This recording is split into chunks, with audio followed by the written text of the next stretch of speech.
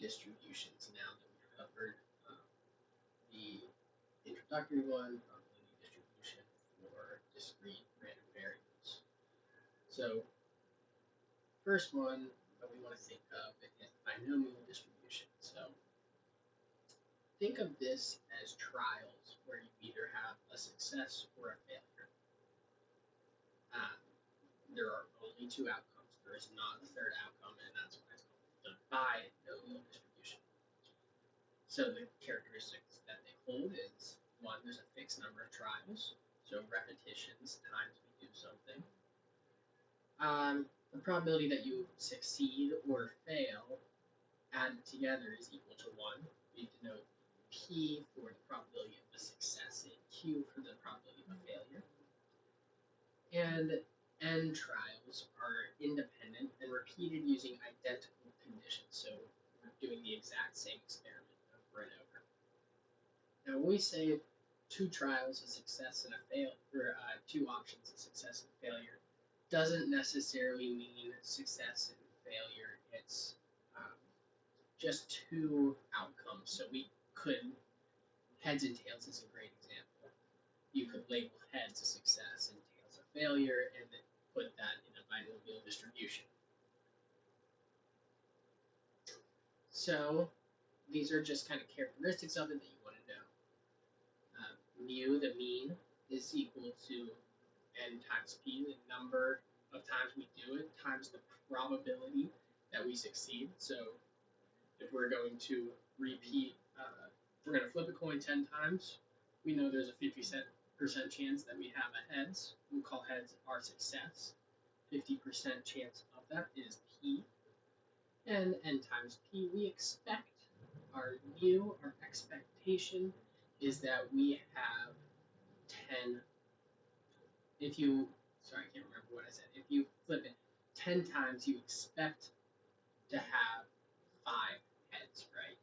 Your expectation is the number of times you flip times the probability of a success. And similarly, you're going to have your variance equal to n times p times q, so the number of trials times the probability of success times the probability of failure. So remember, we're talking about range here. We're talking about dispersion of data, so we want to see, is there a big difference between successes and failures? If it's 50-50, then, they're very similar. Or you could have P as almost certain success and Q as almost certain failure. P is really high, close to 1, and Q is low, which would represent a near perfect success. So that's going to change whether your deviation from that mean is really large or really small. And here's a little bit of notation about it. We have, I do want you guys to take a minute and look at this. We're going to be using notation like this a lot. So we'll read this as x. It's a random variable with a binomial distribution. So the best way to represent it is with a binomial distribution. This is important. Different random variables are represented better with different distributions. For example, the nurse's distribution that we used on our discrete random variables would not be possible for this. There's more than one or more than two possible outcomes. But a heads and tails would be great for this distribution. The parameters are n and p, where n is the number of trials and p is the probability of success. And this here is going to be our type of distribution. So B is going to represent binomial distribution. This will change for many of the others that we're going to go over. So these are important to know. And let's go ahead to here.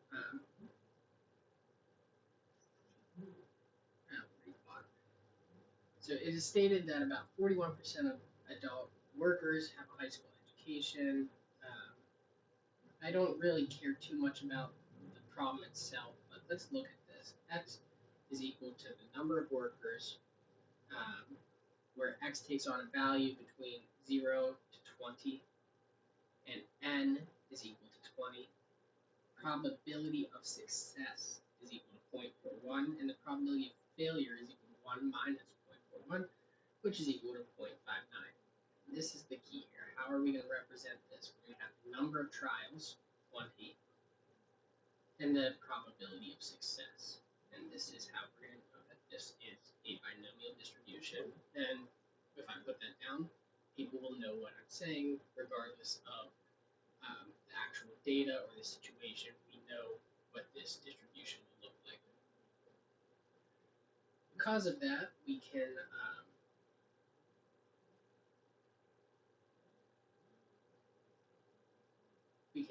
infer certain information about it, like the mean we know is 20 times 0.41, which is 8.2.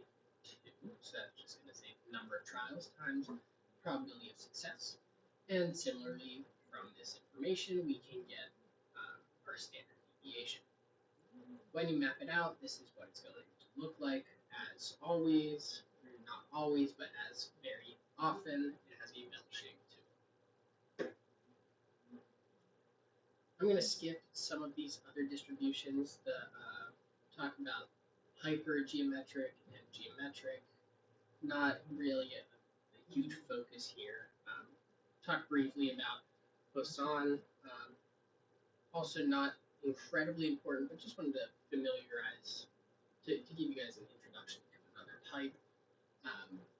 So this one is given a fixed interval of time. This one is the emphasis here. We're looking at time and rates.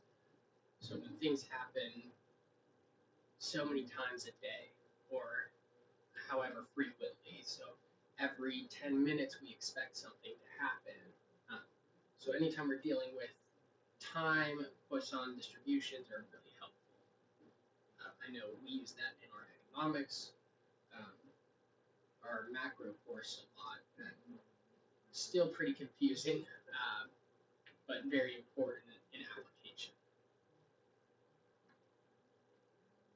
It's represented as this. So notice that all you need is the mu.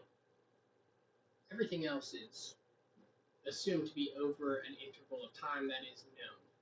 So it's almost like it's all normalized to the same unit. So x is a random variable with a Poisson distribution.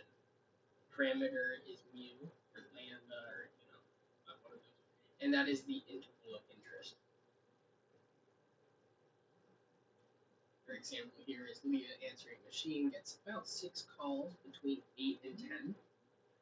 What is the probability that she receives more than one call in the next 15 minutes? Here we're going to have x equal to the number of calls Leah receives in 15 minutes. That's our interval of interest is 15 minutes. X could be 0, 1, 2, 3, 4, and so on.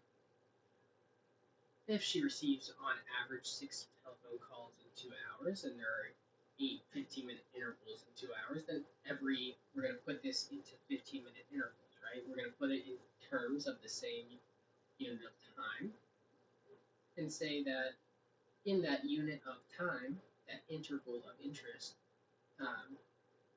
we have 0.75 calls.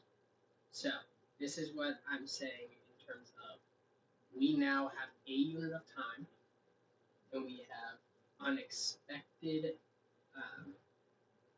mu here, an expected number of calls in that unit of time. Then the Poisson distribution kind of handles the rest. So once we know this, we pretty much solved the problem. And it has other characteristics, just as the other distributions. So formula for the mean is that mu equals n times t. And the standard deviation is just same as that. Pretty straightforward. Quickly over this example, we have Baden, a management company, gets 147 emails per day. So x is equal to the number of emails received per day. The discrete random variable x takes on the values x equals 0, and so on. Random variable x has a Poisson distribution. The mean is 147 emails per day. Just looking at that bit right there, we know one thing, and that is that our interval of time is per day, right? And since a day is, per 1 day, then the mean ends up just being 147. If we were to say per 12 hours, then 147 would then be cut in half. So that's part of that, normalizing it to the same unit of time. So what is the probability that an email user receives exactly 160 emails per day? It's pretty small, right? He could receive an infinite number of emails. We know that we expect it to be 147. So for it to be a very specific number, we know it's going to have a small probability. Sure enough, it has a probability of 1.8%, and that's just going to be calculated from a PDF, so the area directly under 160. Now, what's the probability that they receive at most 160? So that's going to be everything less than. Probably x is less than or equal to 160. So any number between 0 and 160. Notice here they use a CDF. That's a cumulative distribution function. That's the same as adding every single piece before it. So PDF is going to be under a number, straight down. CDF, I'll draw this one out.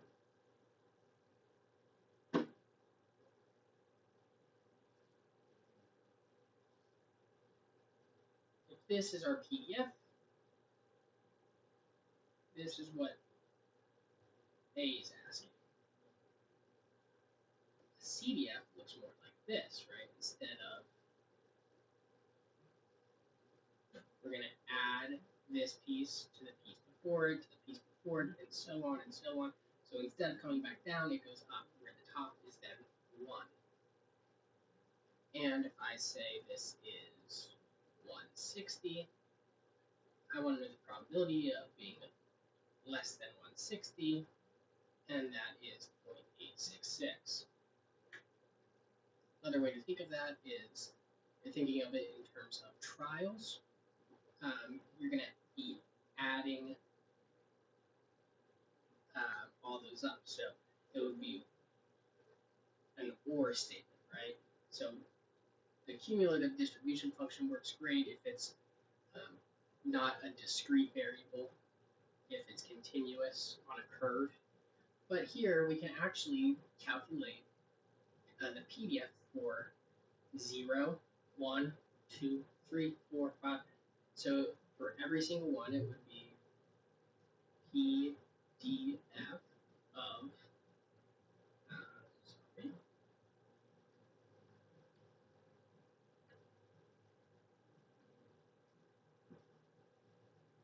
147, 0.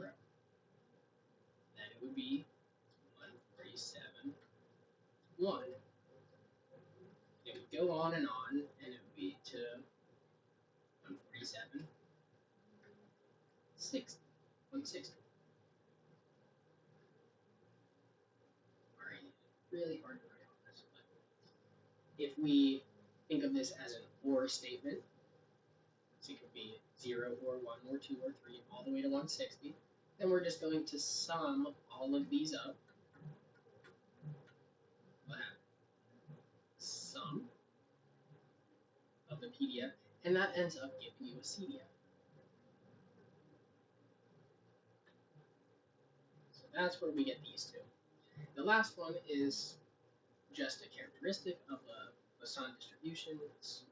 Standard deviation is just the square root of the mean, which is 12